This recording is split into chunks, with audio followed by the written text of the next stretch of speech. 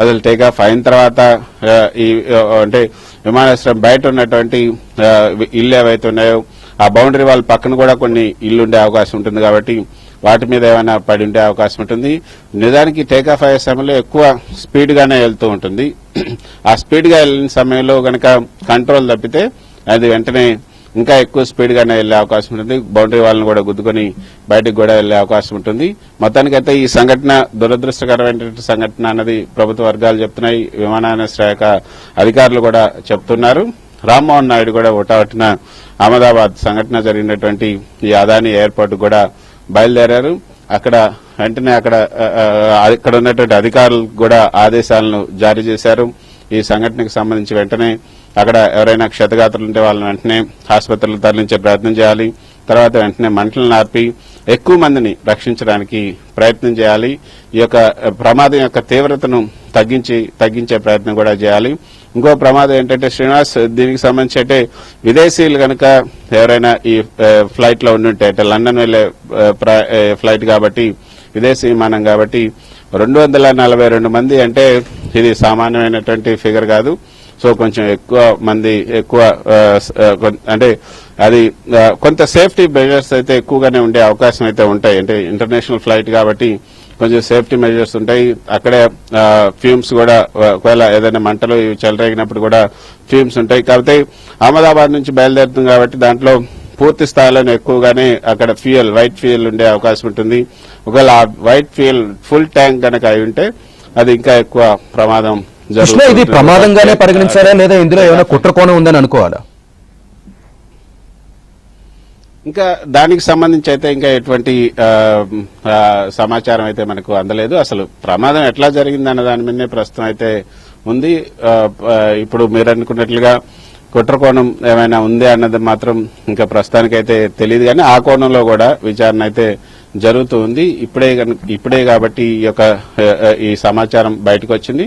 దానికి సంబంధించి అసలు ఎందుకు జరిగింది, ఈ ఫ్లైట్ డీటెయిల్స్ ఏంటి, ఈ ఫ్లైట్ లో ఉన్నటువంటి ప్యాసింజర్స్ డీటెయిల్స్ ఏంటి, తర్వాత ఎక్కడి నుంచి వెళ్లేవాళ్ళు, తర్వాత మీరన్నట్లుగా ఆ కోణంలో కూడా కుట్ర కోణంలో కూడా విచారణ జరపాల్సిన అవసరం ఉంది. కానీ ఆ ప్యాసింజర్స్ లిస్టు తీసుకుని ఉంటే అందులో వేరే ఎవరైనా అనుమానాస్పదంగా ఉన్నట్టుగా ఉంటే వాటిని కూడా పరిశీలించే అవకాశం ఉంటుంది. ప్రస్తుతానికైతే ప్యాసింజర్స్ ని సేఫ్ గా బయటపడేసే ప్రయత్నం అయితే చేస్తున్నారు. దానికి సంబంధించి అధికారులు, తర్వాత అక్కడ ఫైర్ సేఫ్టీ అధికారులు, తర్వాత ఇతర అధికారులు అందరూ కూడా దాంట్లోనే నిమగ్నమై ఉన్నారు. కాబట్టి కేంద్ర ప్రభుత్వం మొత్తంగా కూడా ఒక్కసారిగా హఠాత్ ఈ యొక్క సంఘటనకు ఒక్కసారిగా ఉలిక్కి పడిందనే చెప్పొచ్చు. మొత్తం 242 మంది అంటే పెద్ద సంఖ్య కాబట్టి వాళ్ళందరూ ఎలా ఉన్నారు అన్న ఒక ఆందోళన అయితే అందరూ వ్యక్తం చేస్తున్నారు. ప్రధాని మోదీతో పాటు ఇటు కేంద్ర హోంశాఖ మంత్రి అమిత్ షా, ఇతర సీనియర్ మంత్రులు అందరూ కూడా వేచి చూస్తున్నారు. అంటే ఇటీవల ఇప్పుడే 11 ఏళ్లు పూర్తయినటువంటి ఎన్డీఏ పాలనకు సంబంధించినటువంటి విజయోత్సవాల్లో అందరూ కూడా మునిగి తేలుతున్నటువంటి సందర్భంలో ఈ సంఘటన జరగటం అన్నది ఒక అపశకునంగా కూడా భావిస్తున్నారు. ఎందుకు జరిగింది, ఒకవేళ ఇప్పుడు ఆపరేషన్ సింధూర్ తర్వాత జరిగినటువంటి సంఘటన కాబట్టి ఒకవేళ ఆ యొక్క స్లీపర్ సెల్స్ యొక్క కుట్ర ఏమైనా ఉందా, అటువంటి అంటే లోపల విమానం లోపలికి వెళ్లి అక్కడ టేకాఫ్ సమయంలో ఏమైనా హ్యూమన్ బాంబ్ గా తయారై అక్కడ బాంబు ఏమైనా పేల్చారా, అటువంటి వాటికి కూడా ఒక ఆస్కారం అయితే ఉంది. ఎందుకంటే సహజంగా ఈ యొక్క లాంగ్ ఫ్లైట్లలో ఇక్కడ నుంచి లండన్ వెళ్ళాలంటే సుమారు 8-9 గంటల వరకు పడుతుంది. లాంగ్ ఫ్లైట్ లో ఎక్కువ ఫ్యూయల్ ఉంటుంది. అంతేకాకుండా దానికి సంబంధించి అన్ని సేఫ్టీ మెజర్స్ కూడా తీసుకుంటారు.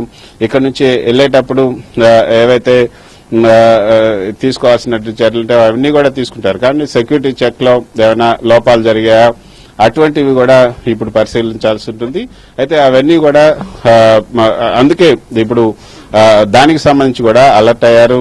కేంద్ర భద్రతా సంస్థలు కూడా అలర్ట్ అయ్యి వాళ్ళందరినీ కూడా దానికి సంబంధించి కనుక ఉంటే ఇంకా ఏమైనా పక్కనే వరుస బాంబు పేలు కూడా అవకాశం ఉంటుంది. కాబట్టి వాటిని నిరోధించేందుకు కూడా తక్షణ చర్యలు చేపట్టాలని కేంద్ర హోంశాఖ, రక్షణ శాఖ అందరూ కూడా ప్రయత్నం చేస్తున్నారు. మనం విజువల్స్ లో చూడొచ్చు.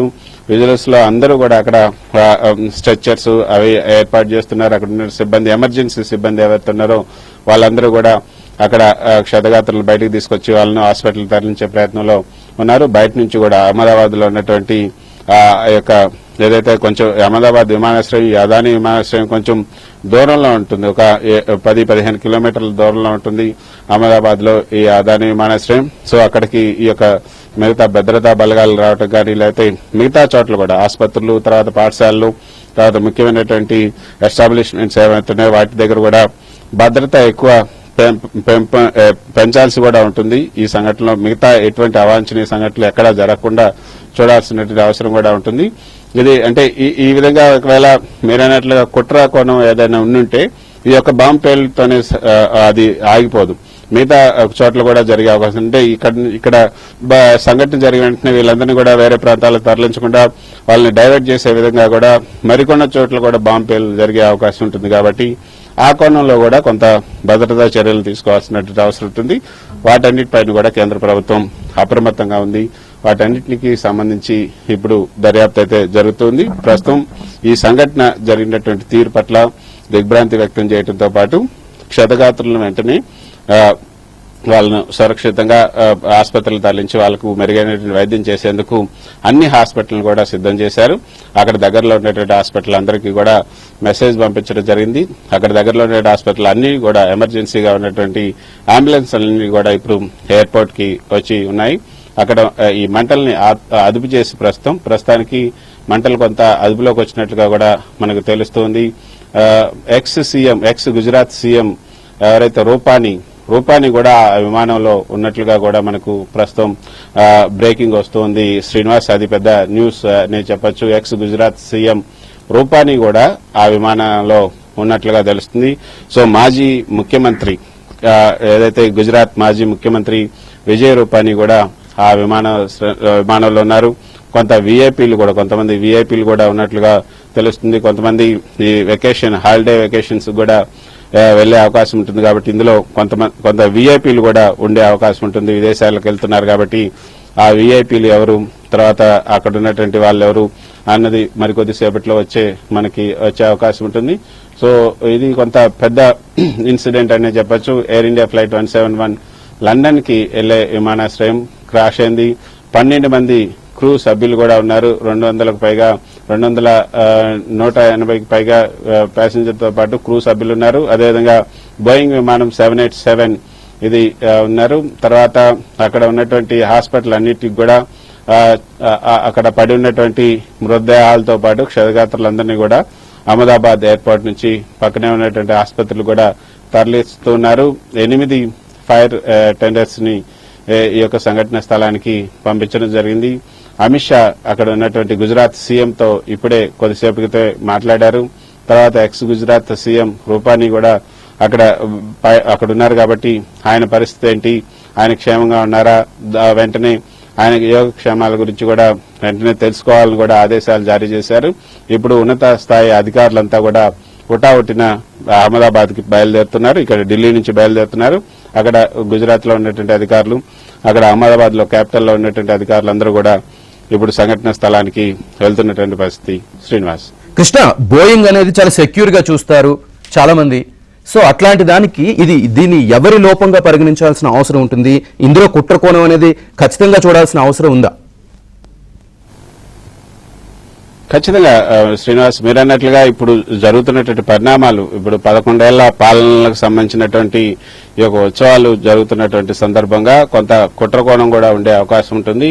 ఆపరేషన్ సింధూర్ తర్వాత పాకిస్తాన్ ని చాలా తేలిగ్గా తీసుకునే అవకాశం లేదు. ఈ సింధూర్ తర్వాత పాకిస్తాన్ లో ఎంత నష్టం జరిగిందన్నది కూడా మనం చాలా చూసాం. అక్కడ వాళ్ళ యొక్క ఎయిర్ బేస్లు కూడా 7 నుంచి 8 ఎయిర్ బేస్లని నాశనం చేయడంతో పాటు సుమారు 100 మందికి పైగా తీవ్రవాదులను కూడా అంతం చేశారు. సో ఆ యొక్క ఉగ్రవాద సంస్థలు ఏవైతే ఉన్నాయో ఆ 3 సంస్థలు ఏదైతే అల్-ఖైదా, అదేవిధంగా లష్కర్ ఏ తోయిబా, హిజ్బుల్ ముజాహిద్దీన్, ఈ 3 సంస్థలకు సంబంధించినటువంటి స్లీపర్ సెల్స్ కూడా ఇండియాలో ఉన్నాయి. అవన్నీ కూడా యాక్టివేట్ అయ్యే ప్రమాదం ఉందని కూడా మనం ఎప్పటికప్పుడు అప్రమత్తంగా భద్రతా బలాలు కూడా ఉన్నాయి. దాని గురించి ఎక్కువ ఆందోళన కూడా చెందుతున్నారు, వరి అవుతూ ఉన్నారు.